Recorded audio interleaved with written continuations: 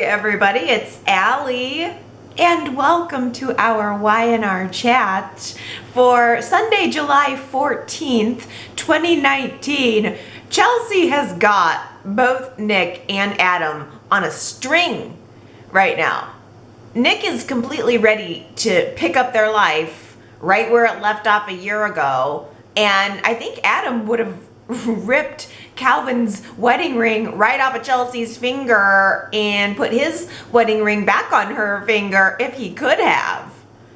She could have either one of these guys, and she could have either one of them doing whatever she wanted. But when it comes to Adam specifically, Chelsea blames him for manipulating Calvin into giving up custody of Connor as if Calvin had no free will of his own.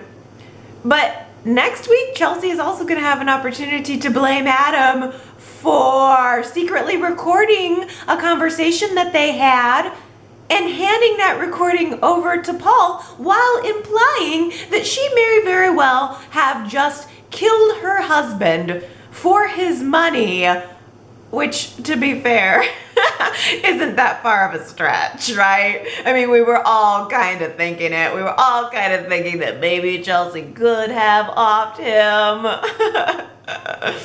But it is very surprising that that move came from Adam.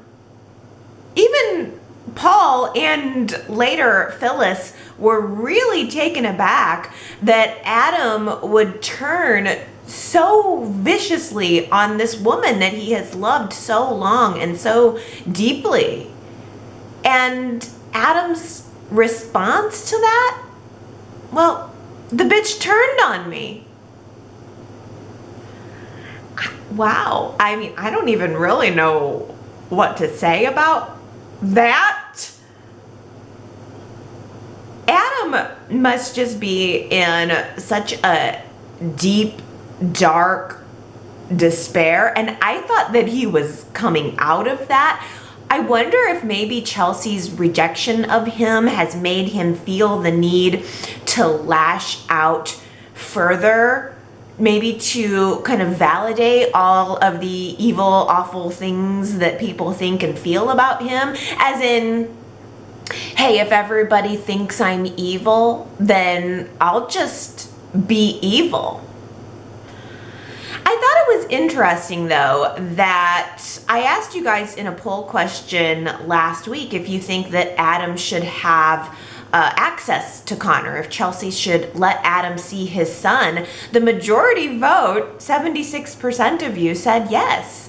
Adam should have access to Connor. So it's interesting to me that, you know, previously when we've talked about the character of Adam, it seems overwhelming that most people feel that Adam is headed down a dangerous path, that he's being a nefarious character, and yet fans do seem to have an empathy and a soft spot for Adam's relationship with his son. The majority of people seem to feel that Adam hasn't done anything that should prevent him from seeing his son.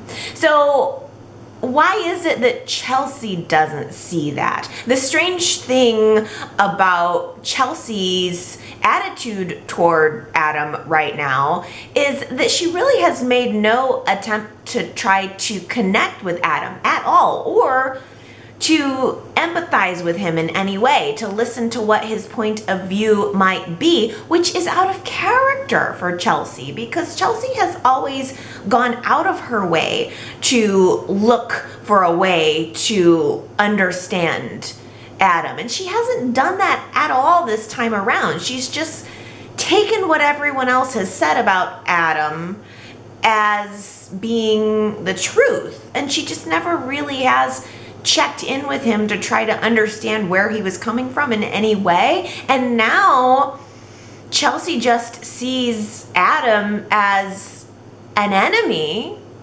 Adam is returning that toward her. And then caught right in the middle of this is Nick. Nick is the white knight. Chelsea has Nick eating out of the palm of her hand, and it is concerning to me. Nick is slipping right back in to a sense of security, and maybe vulnerability with her. That feels dangerous, if you ask me. Nick is trying to protect Chelsea and Connor right now as if they were his own. Chelsea is staying at Nick's place the night of Calvin's death and many nights since then. And he's just trying to baby her. The night Calvin died, I understand she needs a friend. This is a traumatic experience for her. But he was sneaking up on her while she was sleeping, covering her with a blanket to make sure that she was warm. He was serving her with a silver platter meal on a tray with juice and roses. And then a couple days later, he's bringing her some food from the athletic club because she mentioned that she liked it. And they're talking with each other about their boys, Connor and Christian, talking about the family that they were building as if that was never broken. And while I don't have any specific evidence that should make me suspicious of Chelsea right now, I mean, she hasn't done anything overtly to make me think that she's intentionally manipulating Nick towards some mysterious end. It's just much harder for me to forget what she did to Nick, apparently more so than Nick. Nick seems to have no problem wanting to just move right along with his relationship with Chelsea, whereas I'm having a harder time forgetting. At least, though, Summer was on board with me, feeling like we need to let Chelsea know that we have got our eye on her, because I certainly do. While Chelsea was sleeping at Nick's the first night, she passed out on the couch. And when she woke up on the couch, she woke up to the sound of Captain Crunch Summer, like from the other side of the room, munching on some cereal really, really loudly and giving her the stare down. It was brilliant on Summer's part. If I were Chelsea, I think I would have split from Nick's house right then and there, because that crunching coming from Summer's mouth was really intimidating and borderline ominous. It was just banging and clanging in my ears. It was actually really incredibly creative coming from our storytellers. I just really, really liked that moment. And I also really liked the confrontation that followed. Summer made sure to talk to Chelsea about her relationship with Nick, and she made a really good point that Nick's rescue complex is kicking in right now. It is in full swing. I mean, how many times have we seen Nick doing this with Sharon? He has to rescue. And Summer tells Chelsea that she had better not be taking advantage of Nick in any way, taking advantage of that in any way. I'm sorry, but on some level, that is exactly what Chelsea is doing. She is taking advantage of Nick, whether she realizes it or not. Chelsea is making promises that she may not be able to keep. She is repeatedly telling Nick that she has no intentions of running away again. And Nick keeps checking in with her, trying to make sure that she will not be running away again. And she keeps saying, yeah, I'm gonna stay. I'm not gonna just ditch you. And yet she's eyeballing her suitcases. She is promising him that she's gonna stay. And I don't think she necessarily is. I don't know that she can keep that promise. I don't necessarily trust her. Nick borrowed the Newman Enterprises private jet to personally take Chelsea to go see Connor, to tell him about his stepfather's death, that Kelvin is gone. And Adam was not happy about that, by the way. Two things in Chelsea's defense. Number one, it was specifically said that Nick was not in the room, Nick was not around when Connor was told about Calvin.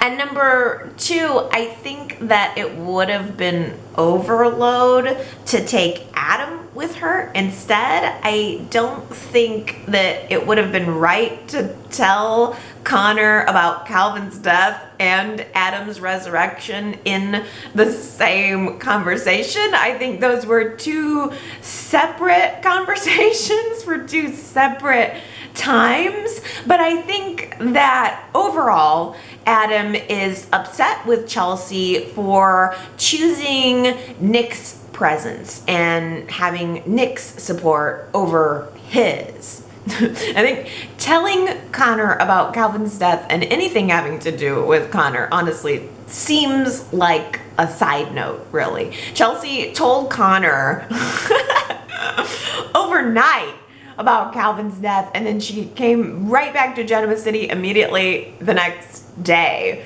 End of one episode, she's going off to tell Connor. Beginning of the very next episode, she's back in Genoa City, saying that she decided to leave Connor. He's at camp. She wants to leave him at camp so that he can be distracted. That's shocking to me. That doesn't make any sense to me. I would think you would want to have your son with you. And furthermore, I'm surprised that Chelsea would leave Connor unguarded while Adam is on the loose. I mean, we were reminded again this week that Nick has bodyguards around Christian. I'm surprised Chelsea wouldn't want to keep a hawk eye on her son right now. But maybe it's just more of a Connor would just be getting in the way of the story, perhaps. Maybe that's why he's safer at camp. At Genoa City Kid Camp. Or the Young and the Restless Kid Camp. But when Chelsea does get back to Genoa City, I think she had bigger fish to fry. And again, I think they probably just didn't want the kid to get in the way of this. Paul pops up. And Paul starts to question Chelsea about Calvin's autopsy results. Apparently, at first, they were inconclusive. And the way that Paul is questioning Chelsea makes it seem to her like the police think she had something to do with her husband's death. And Nick says, no. I know you didn't have anything to do with it. The police will soon know that you didn't have anything to do with it. Because if anyone had anything to do with it, it would be Adam. I don't even see how that's possible. Maybe he slipped him some kind of drug that took effect hours later. I didn't think that was true. I didn't think that either Chelsea or Adam killing Calvin was going to end up being true. I always felt that Calvin and Calvin's death was just a quick plot device because that's how these writers seem to be operating. But if we are going to talk about motive, Chelsea had more motive to kill him. We still haven't really gotten to the bottom of whatever their weird marriage arrangement was, but I could see Chelsea having a motive to kill him to end that weird marriage arrangement, especially when he started talking smack about getting rid of her kid. Are we ever gonna find out the nature of that relationship? Because everything in Chelsea's body language is telling me that there was more to that relationship, and yet still to this day Chelsea seems to have nothing but good things to say about Calvin. I don't get it. Late in the week, Calvin's autopsy report went from inconclusive to heart attack. Oops, sorry about that. Someone must have screwed up at the lab. We thought murder, but turns out it was a massive blockage in Calvin's heart. Lame.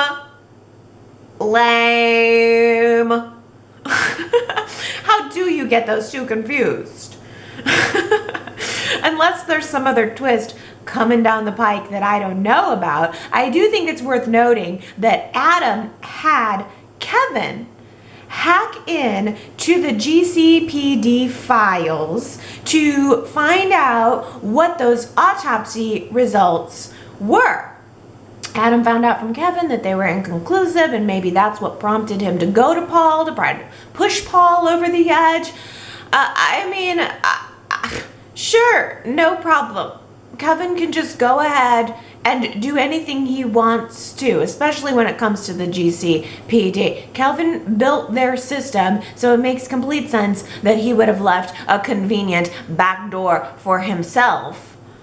But the thing that's sort of sticking in my mind is, okay, well, if Kevin built the GCPD system, then Kevin has complete access to it, which means therefore Adam has complete access to it.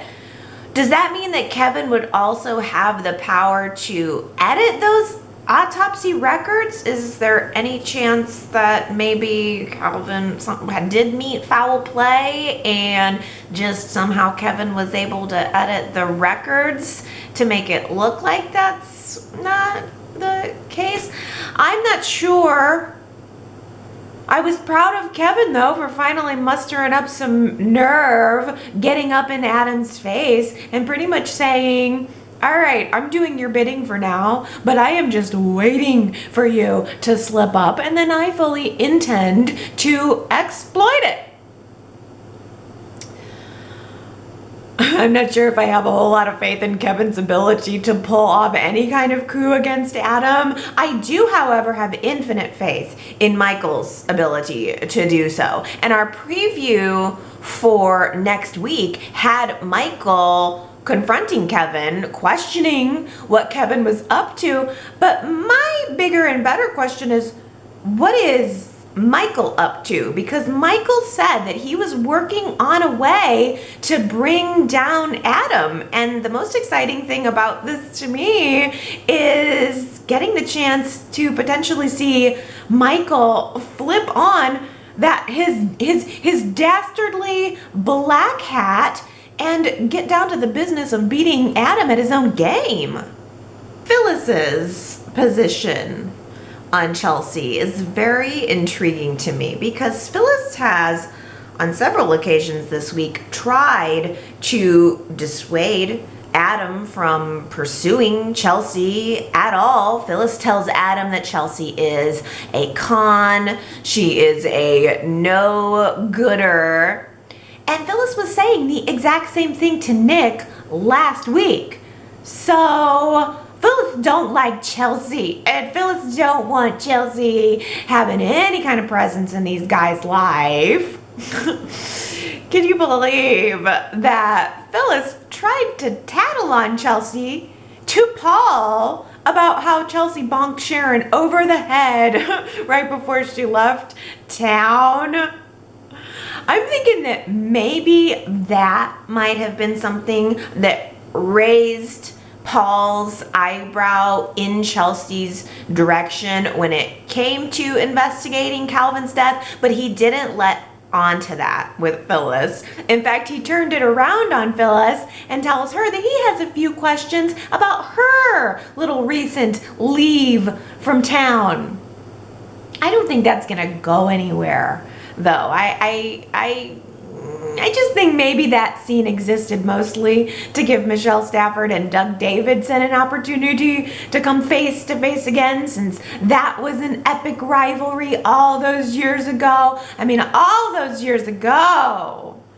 There is a lot of octopus water under that bridge, let me tell you, and I did enjoy seeing them talk it out. Y&R also gave us a head-to-head butting of Phyllis and Christine. They were at the coffee house on Friday, and Phyllis made a big production about Christine's career. She was waving her arms and shouting in public that the bug had been squashed.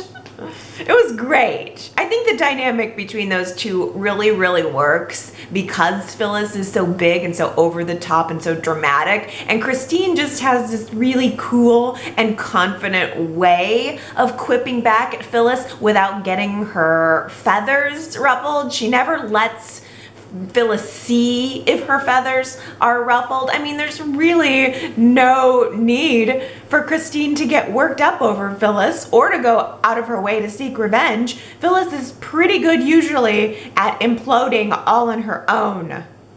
Good morning, everyone. This is Allie reporting for the Genoa City Chronicle News. Our top story today, District Attorney Christine Williams has resigned her position with the city effective immediately. Her resignation comes hot off the heels of a lawsuit filed by local tycoon Victor Newman, who built this town from the ground up, claiming that he was unfairly targeted by law enforcement authorities. More on this story as it develops.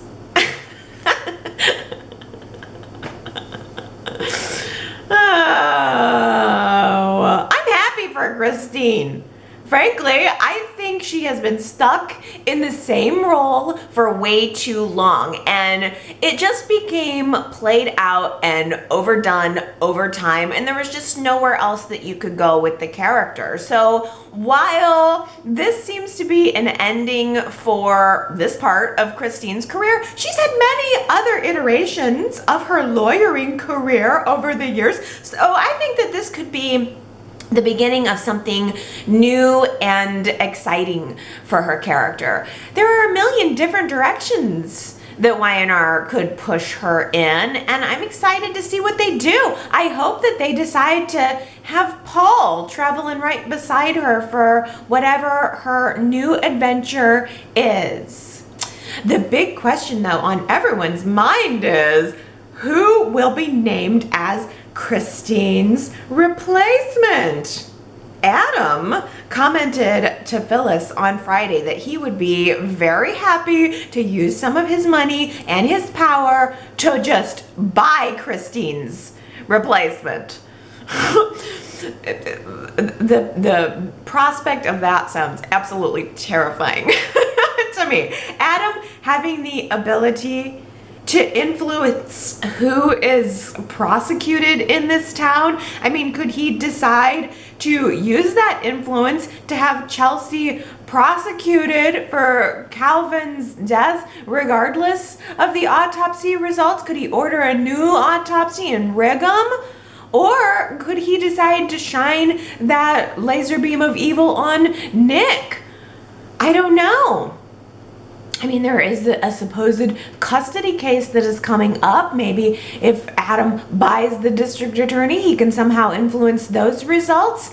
I don't know. I am wondering, though, if Y&R is going to cast a district attorney in this role. Would it be someone new who we haven't seen before, or could it be someone who we already know? As far as I can count, we only have 3 other attorneys in this town besides Christine. There's Michael, who seems like he is on a different path right now, and he is certainly not an ally of Adam's. And then we have either Brittany Hodges or we have Leslie, but neither of them really seem like they would be the kind of people who would do Adam's bidding. Who else is an attorney that we've been hearing some rumblings about returning to the show lately? I'm going to give you 3 more names, and you tell me what you think. How about this? Avery, Bailey, Clark. Victor's the one who took Christine down. I would think that he would be first in line to buy her replacement. Victor's really missing an opportunity there. He's all tied up with his blood disease and all, and he's really missing out on appointing the new district attorney. He got the current one out. He needs to put the new one in. I guess I just would rather see that than what's actually going on with Victor. I'm totally in denial that anything is wrong with him. I just cannot force myself to believe it, even though we're seeing little signs of him forgetting things. On Friday, he forgot his favorite brand of tequila. I think that's what was going on there. I think that's why the poor bartender was so confused with Victor's order. Victor was probably asking for something that they don't have in stock, not the brand that he actually wanted. His favorite brand was probably sitting on the shelf, but he couldn't think of the name of the brand, and so no one knew it. And then there was the restaurant bill. He was having lunch with Nikki. He paid the bill and then apparently forgot that he paid the bill. And it became a big thing. What if maybe Victor has just paid so many restaurant bills in his time and he just forgot that he paid this one? What's the big deal? Give the man a break. I don't like it. But word of that little incident traveled so fast through the grapevine, Jack overheard Nikki telling Victor that he already paid the bill. And then Jack told Billy, Billy told Victoria, and now everyone is worried about Victor, especially Victor's old good buddy Jack. Smiling Jack Abbott, all alone again. Well, now that Mallory's dad has died in the memory care facility, she has decided to go away. She's going to move away from Genoa City, live closer to where her kids are. So she's left lonely Jack, no girlfriend, no one new to confide in. Jack is apparently so lonely that he actually chose to sit down and have drinks with Victor of all people. Interesting, that scene. I wonder if it's a preview of things that are to come, because wouldn't it be kind of beautiful if Jack ended up having a soft spot for what Victor is going through and is about to go through because of his experience with Dina's mental condition? I mean, Jack has been watching Dina, someone he loved, slowly have this deteriorating memory, and now he could be watching Victor, someone he's hated, go through a similar experience. I think that could be a really poignant arc to the story. That scene was fascinating to me, especially because Jack walked into society and Billy and Victoria were sitting at a table dining. And Jack kind of waved at them, acknowledged that they were there, saw that they were there, could have easily gone, grabbed a chair and sat with them. But instead he took a right turn and went over and had a seat next to Victor. Chose to talk to him instead. I'm thinking that probably Jack was hoping to get a little more first-hand information from Victor, maybe try to understand and see for himself if the old guy was slipping, because he had already heard that incident at the restaurant with Nikki. I'm thinking maybe he sat down with Victor to try to see if he could find out straight from the horse's mouth if something was going on. And also, by the way, Billy wouldn't tell him a thing about it. Billy knows exactly what's going on with Victor, and Jack questioned Billy about what's going on with Victor. And Billy wouldn't tell him. I mean, what good is it having a brother who's married to a Newman if Jack can't get a little info on Victor every now and then? So Jack probably had to go to the source himself. Victor didn't give Jack anything, though. There were no slips during that conversation. So what we ended up with was just an oddly touching moment.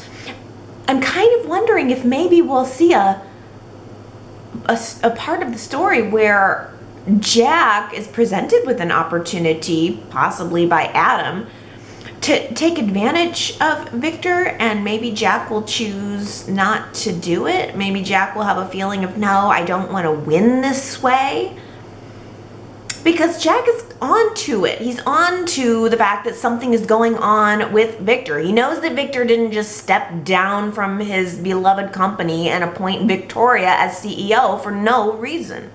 Victoria was worried enough about Victor for about a split second that she decided to stop thinking about getting revenge on Adam and Phyllis.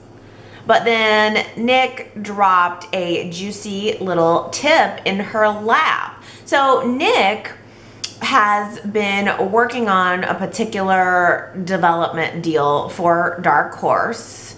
he brokered it before the company got stolen out from under him. And Nick gives Victoria a heads up that this deal is very delicate, and if anything were to go wrong with the building permits, for instance, then that would really put the Dark Horse Company in a bad spot. Now, Victoria is looking for a way to bring down Dark Horse because she sees it as a way to bring down Adam and Phyllis. So Victoria is very happy to have this piece of ammo. But she also is able to uncover a little piece of ammo of her own. Apparently, another company, I can't remember the name of it, it was something like Summertime or something like that. Apparently, this other company, Summertime or whatever, has bought a controlling interest of that hotel that's being built by Dark Horse. And Summertime, or whatever it was, sounds like it could be a cleverly titled shell company that Phyllis owns. This is exactly her MO. She's been looking for a way to get control of something in town, to have her own business in town, and it never really did sit quite right that she was happy to just steer Adam's ship and have that illusion of power. So Victoria takes this little piece of information that maybe, just maybe, Phyllis is trying to undermine Adam. She takes it to Adam. She loves having the opportunity to just dangle this in front of Adam, but Adam isn't buying it. Adam huffs off as soon as Victoria mentions it, saying that Phyllis is the only one in this town who's not trying to take something from him. Aww. Aww. Poor Adam.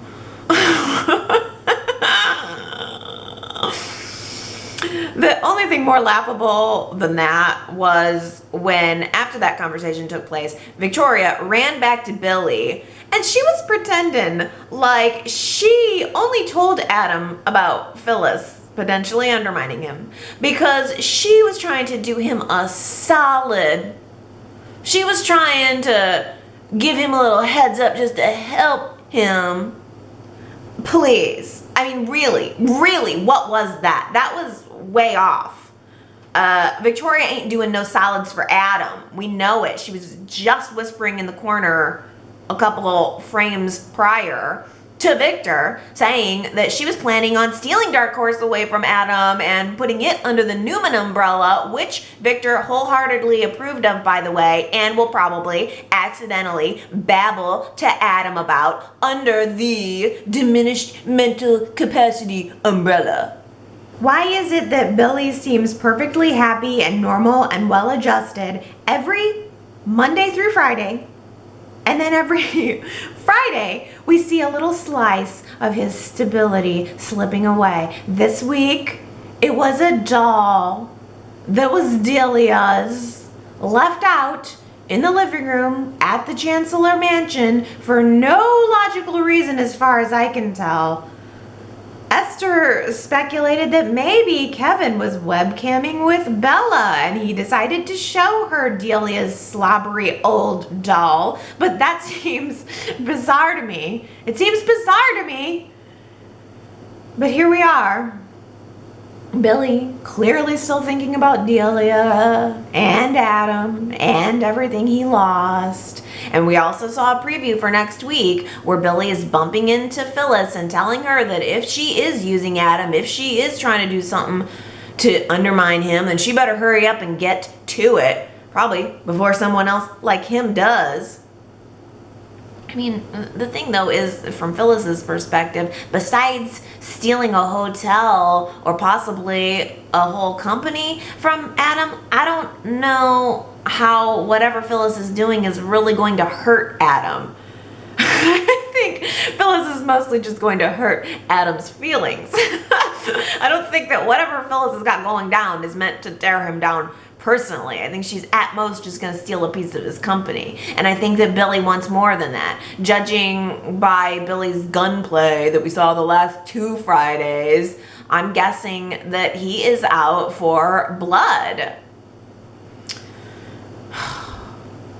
It's too bad that Jill can't stick around a little bit longer to help give him some balance and some advice, because Victoria seems completely oblivious to anything that's going on with Billy. I wish Jill could stay. She mentioned that she was just in town for a short trip. She must have jumped off the plane, found out exactly where Billy and Victoria were dining at Society. I mean, where else would we be these days? And Jill marches immediately over to find them and gave them hell about why she wasn't invited to their commitment ceremony. Yeah! Why didn't Jill get an invite to their recommitment ceremony? That's rude! I didn't think about it, but there's no 2 ways about it. At the time, didn't occur to me, but now I'm realizing that is so rude. Jill was Billy and Victoria's #1 booster. It doesn't make any sense that she wouldn't be there. Jill would have dug a hole from China to be there on their special day if she had known about it. Jill has got to be the one to help Billy out of whatever it is he's about to enter into. Jill was speculating about what's going on at the mansion. I'm really glad that Y&R rebuilt that set. Like, if Jill's there, then we need to have the Chancellor mansion set built. And Jill was inquiring to Billy about why the mansion was in such a state of disarray. Esther's nowhere to be found. There's nothing but half-eaten takeout food containers all over the place. And Billy informs her that Kevin has been crashing there, which in Jill's mind, I'm sure probably also explains the I Hate Adam posters that are hanging up on the wall. They probably got little dart holes in them too. So I don't know. I mean, Kevin and Billy certainly do have that in common. Maybe instead of following through with the promise Billy made to Chloe to just keep an eye on Kevin, maybe Billy's been over there hanging out at the mansion and we just don't know it. He's hanging out with Kevin. They're forming the I Hate Adam fan club, which has a remarkably high number of members, I hear. I must have been wrong about Chance being in the witness protection program. I do remember that he faked his own death though, but that must have just been a part of a police operation, and then afterwards he just decided to stay low for a while, because I do remember that last year when Jack was on his year-long Who's My Daddy journey, we did have a brief moment of Jack thinking that Philip Chancellor could have been his father. And since Philip 3 and Chance were off on some unreachable vacation together, Kyle had no choice but to go grave digging to try to grab a DNA sample from a dead body to try to find out if that was true. So yeah, Chance apparently he's fine. He's been out in the world, roaming around. He likes to travel, you know, maybe take photos of his various meals and exotic locations. Or maybe he's just been hanging out in Las Vegas doing bad, naughty deeds and associating with the no good likes of people like Adam Newman, aka Spider. Ray pops up this week to let Nick know that his investigation revealed that Sharon has the hots for Adam. And also, secondarily, that Chance had been in Vegas. He's been in Vegas for like the last year, but he apparently got busted for assault, and Adam bailed him out. I have no idea what any of that means. I have no idea how that's going to connect to any story whatsoever. I have no idea if we're going to end up actually seeing Chance.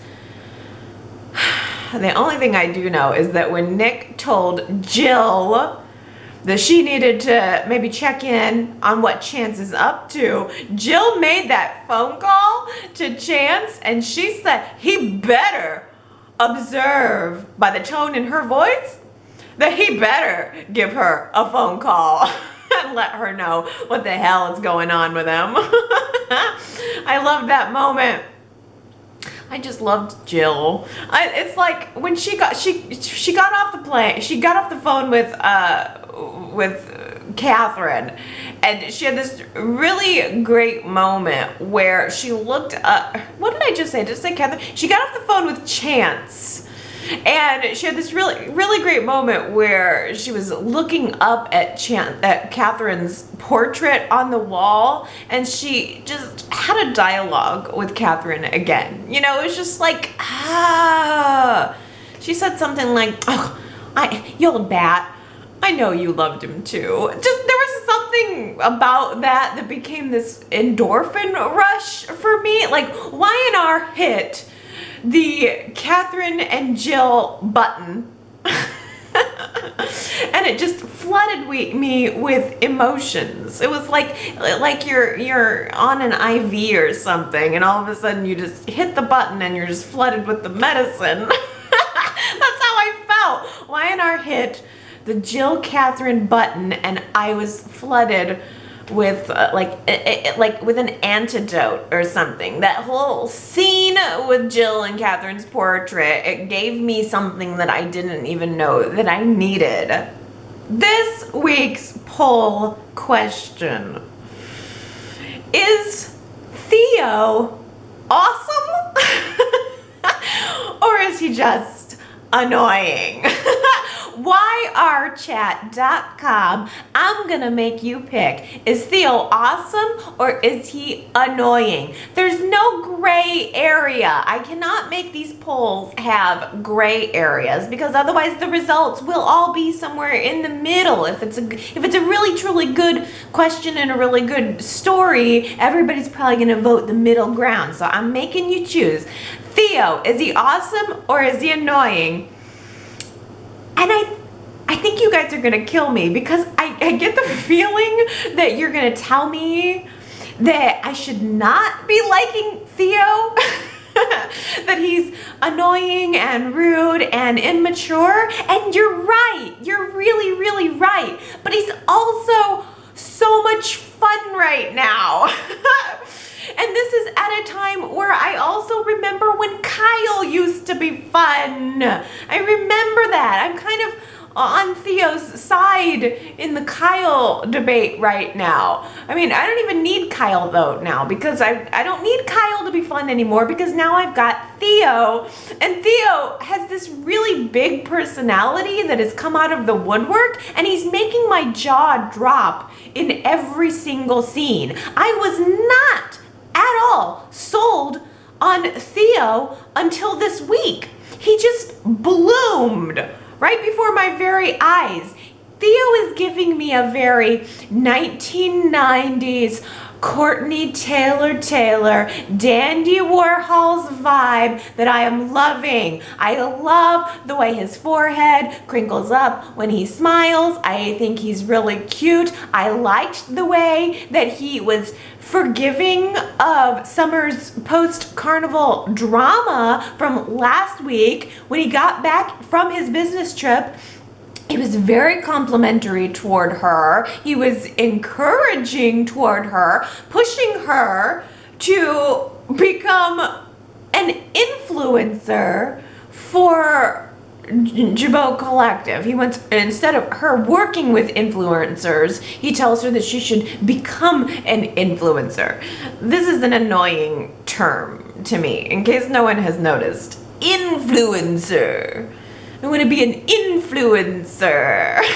I've heard it before. I understand the term. I know its context completely, but I don't like it. An influencer. It sounds so self-important, you know? I want to be an influencer. Well, good for you. You go on ahead. I mean, what are you influencing? Shopping carts? Good for you. Why don't you go and influence something that might make a difference? Go influence minds. Go influence your community. How about that? I just hate this term. That's probably just me being a fuddy-duddy.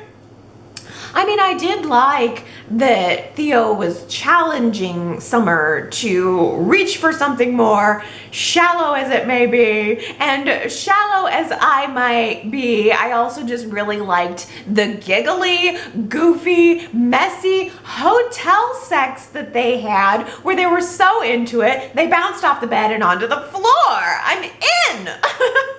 I'm in, Y&R. Consider me in. Oh, it was fun. It was fun.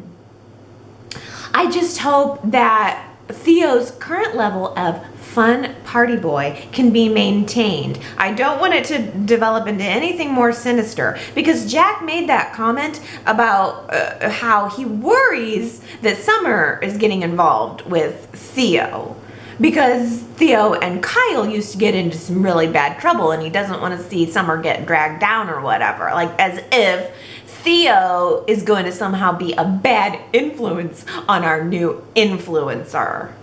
I don't know, maybe Jack was just being overprotective of the people that he loves, being overprotective of Summer. He was being overprotective of Tracy too. Before Mallory left town, Jack commented to her that he's worried about Tracy's budding relationship with Kane because Kane comes with a lot of baggage. What baggage? What do you mean? Kane's multiple identities? Or his multiple affairs? Or his recent divorce and small child at home? Lighten up. Not gonna lie, if Theo showed up on my doorstep late in the evening with Don and a couple other dozen drunk 20-somethings, I would have shut the door in his face and turned on the sprinklers. But I was never a partier. I was never a party girl. That was never my scene. Kyle is torn between two worlds, the New York City party world of his past and his laid-back Lola-loving world of his present and his future. And clearly Kyle has not done a very good job of establishing the boundaries between those two. He doesn't want to let a past version of himself haunt the new life that he's trying to have with Lola, but he also doesn't want to be accused of losing his edge. He doesn't want to become an old fuddy-duddy. He just wants to fuddy-duddy Lola's brains out. That's all. I'm gonna fuddy-duddy your brains out. I'll show him. I mean, Summer and Theo have been planting that seed. Summer's whole vibe at that pool party was just miserable. I didn't like her behavior. I didn't like her surliness and meanness. She was telling Kyle that he's becoming his grandfather. I mean, she might as well have had a martini in her hand that was sloshing all over the place. She just looked like wrong and raunchy, telling him that he was acting like his grandfather, who by all accounts was perfectly lovely, and saying this just because he didn't appreciate 24 people like half naked, wet, and in their matching red beach towels, sitting on his grandmother's favorite chair and knocking over a priceless family heirloom. Kyle was gracious to even let them come in and have a party there for a while. He tried to keep up. He tried to have their little party and join in the reindeer games, but as you get older and you keep evolving, which everyone should, partying just gets old and pathetic after a while. So Kyle has had enough. He kicks everyone out and he chooses to have a little pajama party with Lola instead. I gotta hand it to Lola. She was at the mansion when the party showed up on the doorstep, And she tried not to say or do anything negative. She didn't want to come off as a stick in the mud, even though she didn't really want the party either. And I could just totally empathize with Lola, because I would not want those strangers wagging their butts and beach bods around me. But at the same time, you can't be your boyfriend's gatekeeper. She can't make Kyle feel like his friends aren't welcome in his life. So she stayed at the party for a while, but then she really gracefully left. She bowed out, and I think she 100% made the right choices. I think she made the right moves. I don't think she could have done anything better. Besides, she has got the whole rest of her life to tighten that noose. She doesn't need to worry about doing it now. And for now, she can learn to deal with Kyle's annoying friends, because Kyle's got to learn to deal with her annoying mother. Cringy moment of the week. Mariah has the bright idea to film Lola doing a cooking tutorial in her apartment, which, by the way, is stepping dangerously close on Avery Bailey Clark's toes. Pretty sure she had a cooking show. I was getting that vibe. But the whole time that Lola's trying to present her meal and try to be professional, she's nervous because her mom is standing in the background with her arms crossed, looking skeptical, inserting her opinions and her disapproval. I mean, I don't think it was entirely wrong what Celeste did. Celeste did try to offer some support. She tried to laugh, she tried to smile, she tried to participate, but she also couldn't help herself from being her critical self. And I can kind of identify with this on a personal level, because my mom and I have very different styles. Just as an example, because Celeste mentioned what Lola was wearing. Like, are you really gonna wear that for this video? That's what you're gonna wear? My mom like dresses in very bold patterns and bright colors, whereas I am way more simple. I like solids. I like to keep it a little more plain. My mom is a lot more impulsive and a lot more fun, whereas I am a lot more measured and a lot more practical. And I don't know, it took me back a little bit, because I can remember growing up with my mom, and she would make comments very similar to what Celeste was saying, like, why don't you dress like this instead, or why don't you do it this way instead? And I know that my mom wasn't meaning to be critical of me, but it felt that way at the time. And in retrospect, I think that my mom was just wishing that we were more alike so that we could have more things in common and be closer in a different type of way. My mom and I are close today. It's just, it maybe took on a different form than what she was anticipating as I was growing up. I mean, I imagine as a mom, you think that you and your daughter are gonna have a certain kind of relationship, and then it turns out that maybe you're different types of people, and that it's maybe hard to find out where you fit in all that. And I think that's where Celeste was coming from. She wasn't all critical and she wasn't all disapproving. She was just being the same person that she's always been, but Lola is in this different place in her life. And Lola is maybe not doing the greatest job at communicating that these things bother her. I think that it's an opportunity for growth on both of their ends, but it resulted in a big and uncomfortable fight that happened with other people in the room, and Celeste ended up packing her bags and going to stay at the athletic club for a whole night. And in the span of that one whole night, Kyle comes back to the apartment to reclaim his space, to reclaim him's woman. And they're just about ready to get hot and heavy when Celeste comes knocking at the door. She's had a conversation with Ray. Ray encouraged her to be the parent, to go and make amends with her daughter, and Celeste wasn't expecting Kyle to be there at that hour, getting ready to get busy with her daughter.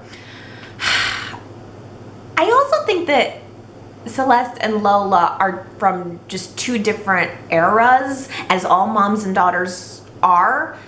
Plus, I think that it's hard for moms to feel like their daughters are growing up and that they're no longer your little girl, and maybe that your daughter no longer needs you is something that's really hard to go through. And those are sentiments that Celeste expressed to Lola when they met for lunch later. And so I think that's why Lola is trying really extra hard not to hurt her mom's feelings. I think she realizes that and wants to be sensitive to that. And so Lola's trying to give Celeste these last few weeks before she and Kyle are married to let things feel a little bit like they used to. I just think Lola's gonna need to get a handle on this sooner or later. I think she's coming off as not asserting herself and her independence with her mother, because Celeste managed to push her way right back into that apartment to stay with Lola until the wedding, sent Kyle back to the pool house when it's clear that that's not what he wanted. But I mean, I think Kyle's putting up with Celeste right now in the same way that Lola's putting up with Theo. Lola's got some work to do, though. She needs to establish some boundaries with her family that reflect her new stage in life. And I'm worried that that is not going to happen with Celeste or with her father. Because Celeste met with Ray this week, and she confessed to Ray that she's actually been in contact with Mr. Rosales, the infamous Mr. Rosales, who left and abandoned the family, leaving Ray to pretty much raise the children. And Celeste admitted to Ray that sometimes they talk and sometimes she gives him money. And now Mr. Rosales is also asking not only to be invited to Lola's wedding, but to walk her down the aisle. Okay, well, first of all, I get it. That's the tradition. I can see a father wishing that he could participate in the wedding in that way. It's his only daughter. I can see that he would have the potential to be a good guy, just hoping that it could be a new beginning for the relationship that he had lost. But this is so world. And Mr. Rosales is asking for money just as his daughter is getting ready to marry into a very wealthy family. And he's asking to take Ray's place at the wedding to walk Lola down the aisle. And we learned that the reason the family broke up in the first place was because he was cheating on Celeste. Yeah, this guy sounds like he could be a real doozy. How much you want to bet that Celeste is already back together with him and just not telling the kids about it? Ana tried to get Nate to talk to Devon about Theo this week, like find a way to get this guy out of my hair. And Nate had a very nice, measured response. He told Ana, hey, why don't you just try working with Theo? Try doing what Devon is suggesting first, And then if it doesn't work out, then we'll talk about it. But in the meantime, why don't you go out and have some fun? Make some friends. You need to have a balance of both work and fun. I thought that was really good advice. I don't know what made Ana think that Nate was going to have any sway on what happens with Devon and his company and who's overseeing her. I guess it's that board seat coming into play. But Ana did decide to try to socialize with Summer and Theo a little bit. Didn't seem like they were quite her crowd, though. Like, maybe it's not much of a personality match. I think maybe we just need to see Ana socializing more with Elena. Maybe they need to be hanging out, having some girls' nights out on the town. Because we also saw Elena in need of a friend this week. She was bummed out after Calvin's death. She was part of the EMT team that wheeled him out on a stretcher. And I'm not really sure that being a paramedic is the right job for Elena right now, especially given what had happened to her mother. I mean, the one thing we know about Elena's relationship with her mother is that she had a feeling that she wanted to help save her mother and wasn't there to be able to do so. So that feeling of wanting to save someone and not being able to save someone is exactly what she felt with her mom. It's exactly going to be pushing that button, and it's exactly a position that she's going to be putting herself into over and over and over as an EMT. So Nate encourages Elena to maybe think about finishing her residency and getting a different type of hospital job. Elena is very wishy-washy about it, but maybe she will decide to do that. Maybe soon we're gonna see her working alongside Nate at the hospital. I am going to light up the sky with my independence. I loved that line. I thought it was fun. Summer said it last week. She was drunk and rambling on to Phyllis about not needing Kyle and not needing Theo. She was independent and proud of it and happy to light up the sky with it. A lot of people must have cued into that line because a lot of you got it right. I'm going to take a deep breath and give everybody their well-deserved shout out. So, congratulations, Sandra, Jillian, Jamie, Anna, Joanne, Keisha, Erica, Henry, Sherry, Lamarck W, Ambreen, Tommy, Nancy, Tina Cole, Sheila, TB84, Bon, Justin, Sue, and Diana. Oh, that was a lot of people. Let's see if you can get this one. Here's a short one, but I quite like this line. Here's mud in your eye. If you heard it, you heard it. And if you heard it, you know who said it. And if you know who said it, go to yrchat.com to leave your guess and get your shout out if you get it right on next week's Y&R Chat. Well, let's crack open this Chatterbox and read some of your comments. First of all, I have to say I got a lot of comments this week of people letting me know that Adam and Chelsea were indeed together at the time of that cabin explosion where Adam was presumed dead. Yeah, Chelsea and Adam, now that I think of it, were planning on running away together. I remember them sitting on those cabin steps with Connor and a fishing pole, and it was a beautifully lit scene. It was kind of a beautiful moment. So, mystery solved. Tiffany says, hey, Allie, so I wasn't watching Y&R when Adam came back the first time as Justin Hartley. So, correct me if I'm wrong, but didn't Chelsea have to deal with accepting Adam's death not once, but twice? I mean, at this rate, I'm surprised more people aren't iffy about letting Adam back in their lives. I can understand that she doesn't want to let him in again. How's the saying go? Fool me once, shame on you. Fool me twice, and I'm a freaking idiot. I haven't heard that particular version of the quote, but I like yours. I think think you might be right. I do remember that when Michael Mooney left the show and came back as Justin Hartley, that's when it kicked off the storyline with Sage and Constance, and Adam had been, I want to say, burned in a fire or something because he had facial reconstruction surgery. Oh yeah, we went there. I remember him being all wrapped up in bandages before they revealed that Justin Hartley was our new Adam. And then yes, again, when Justin left and we got Mark Grossman, there must have been another presumed death. I think you're right. I think that's 2 presumed deaths that Chelsea had to live through for her husband. So it makes a little sense that she'd have some hesitation about wanting to get involved with him again.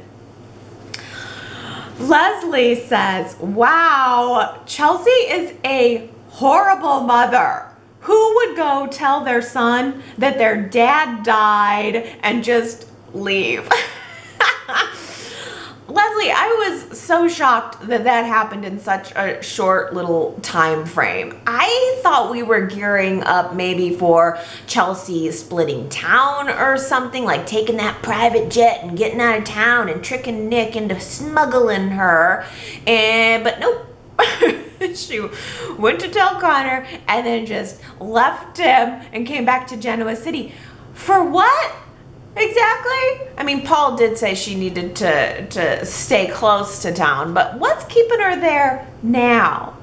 Why is she staying in Genoa City now when her son is back in Louisiana? Yeah, it's shocking that she decided to leave him. But again, I think it's just these writers, they seem to like a plot point. They don't want you to think too hard about the children on the show or the autopsy that went from inconclusive to heart attack, or even Calvin. They use these little devices and they flip them for a week's worth of drama. That just seems to be the vibe I'm getting from them. This is a totally separate side note, but one thing that occurred to me, because I won't remember to talk about it anywhere else. Last week we were talking about Kane being at the carnival and not having his child with him, and it made me think about the children on the show. Why is it that Y&R has never cast a teacher? Can you think of any characters on Y&R that had an occupation of being a teacher? Because that would be a good idea. They need to have like a private school teacher who we know and who they can use to kind of explain where the children are or what the children are doing. Wouldn't that be a good idea? Because then we could check in with Faith's teacher or Connor's teacher or whoever, Christian's teacher, even if we didn't see the actual children. Because I could see Y&R not wanting to trot out the kids. They probably didn't want to go to the trouble of casting Connor and then needing to deal with him. So I think something like that would be a good idea for incorporating the presence of the children without incorporating the children. Just a thought, just a note. T. Nicole says, there was something about Summer eating her cereal slowly yet loudly and then calling Chelsea out that was so entertaining. I love how much Summer cares and is looking out for her dad. I'm really starting to enjoy Summer. Me too. Summer is one of the reasons I'm really tuning in and watching. There is something about this actress that is really, really good, and I think Y&R is doing a good job of zoning into those little details of her character. The crunching was a brilliant moment. I loved it. The only time I didn't love Summer this week was when she was at the pool party. Something in her tone was extra vicious and extra off, and her behavior just was really unappealing to me. But otherwise throughout the week, especially her being protective of Nick, that was really great. Gary says, listen, I recognize Adam as being completely dreamy and totally irresistible. Soap Opera Digest really should do a feature on why everybody loves Adam Newman. But if Chelsea could find contentment in the arms of a safe marriage with Alvin or Calvin, I don't see why she can't just be satisfied foregoing more excitement and just hooking up with sleepy Nick.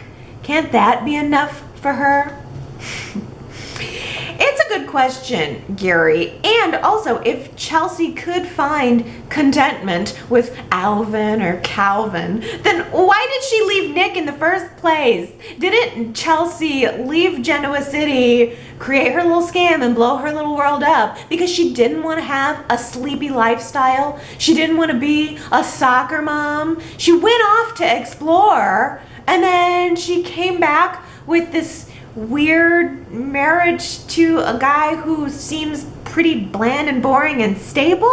Why has Y&R not filled that out? There was obviously something weird about that marriage. There's no way that she just chose Calvin 'cause. There's more to it, and I wonder if we're ever gonna get it, because otherwise, as you say, it doesn't make sense that she would just swap Nick for Calvin. Why? I don't get it. Oh, here is a good comment from Deidre. Deidre says, I must take exception with Adam's use of the B word when talking about Chelsea to Paul in today's episode on July 12th. Please remember that we are trying to create a more respectful world, especially for young people who may be watching. Many thanks. Well, Deidre, I have to admit, when Adam called Chelsea a bitch, it took me back. I didn't know what to think about it, because it's a weird double standard, isn't it? That the women on the show will frequently call each other bitches, but we really don't see men calling women bitches. There was something about it that made Adam seem extra. And I thought, why are they doing that to him? They've already made his character so bad. I mean, to the point where it's hard to like him. I mean, I'm having to create excuses to like him. And then to have him call her a bitch is just, it was unnecessary. That I thought to myself, okay, well, is Adam trying to make it seem like he's doing something bad to Chelsea, and then it's gonna turn out that he's actually on her side? Because it just seems so out of left field, so extra vicious. And again, like you say, we just really don't hear men talking to women like that very often. I mean, honestly, to me, it's always a little jarring even when the women call women that. I mean, it's just not a word that's personally in my vocabulary. I don't use it. That's not to say there aren't plenty of blue words that I do use. I mean, I'm not prude. That's just not one of them. I just don't like it. It does seem kind of derogatory, and I was surprised, yeah, that Y&R went there, that Adam went there. I mean, even Phyllis was shocked by Adam's turn on Chelsea. That was quite so harsh. Zuperplex wanted to comment about Phyllis's attitude toward Chelsea. Zuperplex says, I think Phyllis's mind harkens back to that episode in the Jabot elevator when Chelsea threatened to reveal Christian's paternity to Nick unless Phyllis backed off from her informing Paul that she, Chelsea, was responsible for the fake Chelsea 2.0 website. Phyllis had the opportunity to witness firsthand how vile and how loathsome a character Chelsea could be when her back is against the wall, and she wants to warn others. Yeah, Zuperplex. I mean, Phyllis went to Paul, and she was definitely planting the seed that Chelsea could have, could be someone to be worried about. Phyllis was talking about Sharon's assault, but I do think it lit Paul's mind, making him think that Chelsea could possibly have had something to do with Calvin's death. But also, I forgot that Phyllis really could have told Paul all about the Chelsea 2.0 fake website, and she didn't. I think everybody's maybe protecting Lauren there too, because I want to say Lauren decided that she didn't want to say anything about that whole website scam because the bad publicity might actually hurt her business.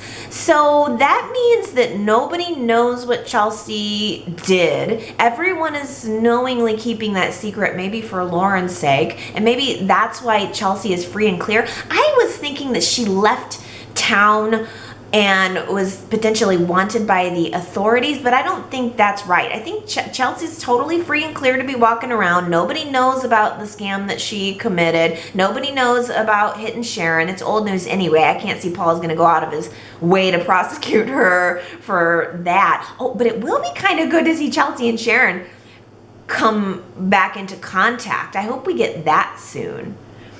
But yeah. Let's keep going here. Daisy says, who knew that Phyllis would ever make the most sense to me? But she has twice. First, it was telling Adam who Chelsea really was. Then it was confronting Christine about incarcerating innocent people. I loved the scene with Phyllis and Christine. Although Phyllis made a lot of good points, Christine gave her a reality check about Adam. I hope it turns out that Phyllis is aware and undermining Adam's efforts to hurt Nick. Not for Nick, but for her daughter and Christian's sake. Yeah, Christine did say that to Phyllis. Phyllis was like, hey, I'm a respected member of this town now. And Christine said, oh, really? You think working for Adam makes you respected? Okay.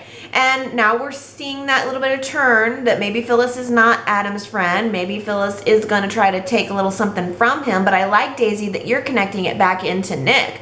I'm not quite sure what Phyllis can do to help Nick at this point, and help with the Christian battle. I don't know. We'll see where Phyllis lands on this. I wasn't expecting it to be revealed that Phyllis was undermining Adam. I kind of thought she was allying with him and happy where she is. But I don't know. I just think the only thing she's going to get out of it is a hotel. Big whoop. Well, casting notes. Marianne is always good for bringing me casting notes. Marianne says, I just read where an actor who played Adam Carrington on Dynasty in the 80s will play a new character who has the last name Tulane. One of the writers must have lived or traveled to Louisiana, since one of the characters was named Boudreaux, and now a new character will be named Tulane. I think the actor who plays Michael attended Tulane. Yeah, we do have that New Orleans connection that also Adam shared with Sharon. I think Y&R has a very big fan base in New Orleans. I think I read that at one point, so maybe it was a connection. But I did look that up, and what I found about this new character is just a little blurb that says, Dynasty actor Gordon Thompson has been cast on The Young and the Restless as a man with a connection to Chelsea Newman from the time she spent away from Genoa City. According to Soap Opera Digest, Thompson's character, Daryl Tulane, will debut beginning on Monday, July 29th for several episodes. So we've got a couple weeks to go, I think, then before we see this guy. And it's so interesting to know that this guy's coming from Chelsea's past in New Orleans. Maybe we will be getting some answers about what she was up to and what her connection to Calvin was and how Anita plays into all of this. Yay! I need that blank to be filled in, Y&R. The other blank that I need to be filled in is regarding Chance. Sandra says, Allie, we're talking about Chance again this week. Maybe he will show up soon? Well, I tell you, there's all kinds of casting updates happening out there that I'm just not aware of, because I think it was you, Sandra, who said you saw a casting update on YouTube that said Chance had been cast, but I still haven't heard anything about it. I hope. I can't imagine that they're just going to be mentioning Chance and then not having him show up. So fingers crossed that we're going to be getting some Chance too soon. Diana has a correction here saying, I wanted to correct myself when I said a few weeks ago that Phyllis and Chance had been romantically involved before. My apologies. I had stopped watching during that time when Chance was on the show, and I was thinking of Ronan and Phyllis. Yeah, Diana. Okay, yeah, Ronan and Phyllis. That's Chance's brother. They did have a little bit of I think it was brief, but I think it was pretty hot and sexy. Man, I wish they would have brought Ronan back instead. well, maybe we'll get a new actor and he'll give me something a little extra sexy to sink my teeth into. We'll find out. Well, TB84, speaking of sexy, says TB84 commenting on Michelle Stafford as Phyllis, saying Michelle Stafford's portrayal is just so foxy and snaky and manipulating, not to mention funny. I love the words that you chose, TB84. Foxy, snaky, manipulating, funny. Couldn't agree more. Every time she's in a scene, it's like she's given something extra to all of those lines. Anybody could say lines, but Michelle Stafford embodies them and she adds that little bit of flair. I know, I feel like I'm doing so much gushing over Michelle Stafford this week, and I am going to try to pull it back, but Deidre also says, I'm really enjoying Michelle Stafford's return as Phyllis. She really enlivens, once again, a rapidly sagging storyline. This is how I feel too. I can't help it. If you're not loving Michelle Stafford, I think you should leave me some respectful reasons why. I'd like to hear some constructive criticisms of her performance, because for me and for I guess a lot of other chatters who are commenting, she really is bolstering. She's given a little something extra to, as Deidre said, a sagging storyline. I mean, the show wasn't real dramatic this week. I somehow have found a way to drone on about it regardless, but I mean, it wasn't real exciting. A lot of these stories definitely seem to be dragging out and definitely don't seem to be having a whole lot of forward momentum. But every time Phyllis is on my screen, I've sure as heck got my eyes on her. I mean, it's the little interactions. Jamie points out a good zinger that came from Christine during her confrontation with Phyllis. Phyllis offered to buy Christine a coffee, and Phyllis says, oh, no, you're afraid I'll poison you? And Chris says, well, it would be more subtle than running me over with your car. Jamie says, I love it. We get more callbacks to the old days. It's another treasure from this type of show that we absolutely love. It's been on forever and has these references that longtime fans know and that new fans can hear about and go, oh, that's funny. I love it. I mean, they could not bring Michelle Stafford back as Phyllis and not give us that scene with Christine, right? It was great, great, great. They were both bringing it on two very different levels. Michelle Stafford is over the top. She is big. She is flamboyant. But Christine is just smart and sharp. Christine's going to give you a quick little slice. You know, Phyllis is going to like chop up the air with swords. And Christine's just gonna give you a quick little slice that maybe you didn't even notice till later. Oh, so good. But I also like your point, Jamie, that it's one of those things that older fans are gonna get. We remember that Christine ran down Paul and Christine with her, or that Phyllis ran down Paul and Christine with her car. Younger fans are gonna go, that's interesting. Maybe I'll go and Google that. Maybe I'll go and do a little extra research on that. So it's brilliant in that way. I like it. That's a thumbs up on this new writing team from me. Oh, Astra weighing in early about Theo. And this is a good point, Astra, saying, I like Theo, but I'm not sure what to make of him. Last week, he got mad at Summer for going on about Kyle, which is understandable. He forgave her and made it seem like she was different from the other girls, which I thought he meant that he was falling for her. Then this week, instead of being happy for Kyle, he's trying to get Kyle to be his wild single friend again, which can drive Lola away, which is what he wants, maybe? Theo is inconsiderate, has a party at the Abbott mansion with Summer joining. Then the same Theo who got mad at Summer last week for going on about Kyle is perfectly fine with Summer kissing him in front of Kyle, clearly trying to get a rise out of him. If Kyle loses Lola and goes back to his wild side, then that puts Summer back on his radar, who's now with Theo. I'm not sure what Theo's true motives are. Bam, Astra, this is a good point, because while I like Theo and I'm enjoying his deliveries, the character consistency is not there. Theo was all, hey, Summer, I love you, and it's kind of like I'm falling in love with you. And then he goes, and also on that thing, we see a Theo that's kind of acting like he's got real feelings for Summer. We see a Theo who's trying to have a career with Hamilton winners. And then we flip over and we see this Theo who's throwing this wild party and seeming like he wants to cause trouble for Kyle, when causing trouble for Kyle and Lola's relationship would only hurt his relationship with Summer. So the only thing I can take away from that is that maybe Theo is not trying to harm Kyle's relationship with Lola. Maybe Theo's just being Theo. He's just being a party boy. He kind of misses his friend. Maybe it's not about Lola or the girls at all. Maybe Theo was just trying to give Kyle a last hurrah. Maybe he felt like that was his duty as his bro or something. But otherwise, I feel ya. There's two different Theos going on here. But I kind of like the party one. But I really like your point. Sandra says, I'm thoroughly enjoying Theo. I crack up with his animated gestures and over-the-top personality. I grew up with a lot of people like him, so I find him funny. The other thing that I like about the actor is that I believe him. When he's acting up, it comes across legit, like that's his personality. I'm so bored with Kyle. I hit the snooze button the minute he opens his mouth. What did they do to him?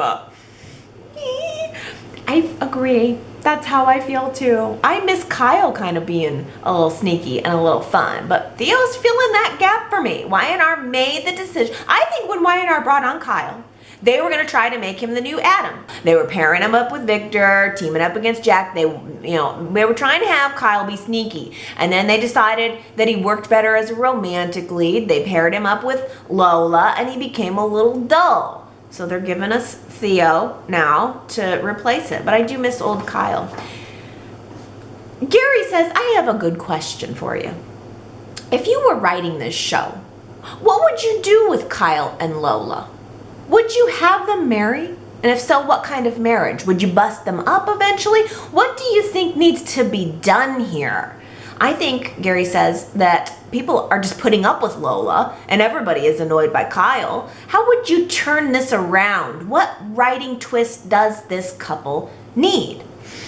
Ooh, this is a good question. I'm going to toss this out to the Y&R chatters. What does need to be done with Lola and Kyle? Currently, they're the only story for the week that really had a whole lot to talk about. That really had a whole lot going on. I mean, purely from a fan perspective, I would prefer to see Kyle and Summer together over Kyle and Lola. But I think from a writing perspective, I mean, it's not super exciting, but it's at least a little different from the traditional challenges that a couple would face. Kyle and Lola have challenges from both of their sides that aren't the typical jealous ex in Summer or meddling mom in Celeste. There's a little more depth there. I don't know. I guess I'd like to see Lola and Kyle stumble their way down the aisle just so we can at least get that payoff, get those I do's, and I don't know, then create something dramatic to have them rip apart. You know, I don't know. That's not very creative. I'm not very creative, I guess, with my ideas for the show. So I think we should crowdsource that one. Do you guys actually want to see Kyle and Lola get married?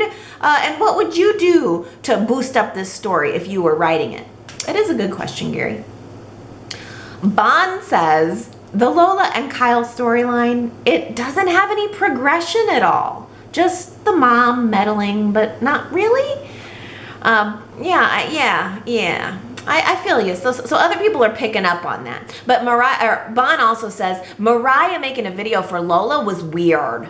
She was hired, was she hired by Lola? Or Society? Isn't Society the one who needs the PR? Also, she doesn't even have a tech team if their plan is to create videos. The meaning of PR is currently lost on this show.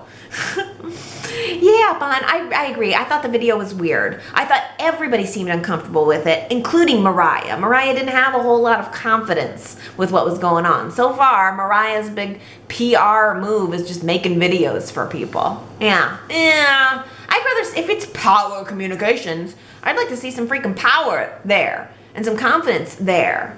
If anybody needs someone to come in and oversee their work, it's not Ana, it's Mariah. Jamie says, I'm loving the budding friendship between Mariah and Lola. We need more females being real friends instead of just two-faced secret foes, please. Yeah, and speaking of friends, I asked you guys last week who would be your best friend out of all of the characters on the show. Got a lot of good comments. Anna says, I have always told my husband that I would be besties with Adam and Billy. Only Billy and Adam, they'd be friends as well. I don't want a romantic relationship with either of them, just BFFs together. You go ahead and tell your husband that, Anna. You're gonna be friends with Billy and Adam, whatever iteration it is. You know, you can pick your actor playing them, and you're just gonna be friends. You aren't gonna be secretly thinking about them shirtless the whole time, maybe planning some pool parties or something to get those shirts off.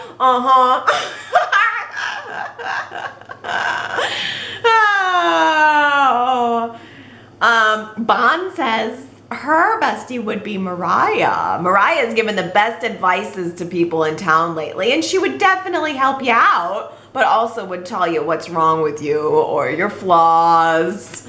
Shakona also said my best friend would be Mariah. She's always solving problems. She's a good listener and a sympathetic, someone you can depend on.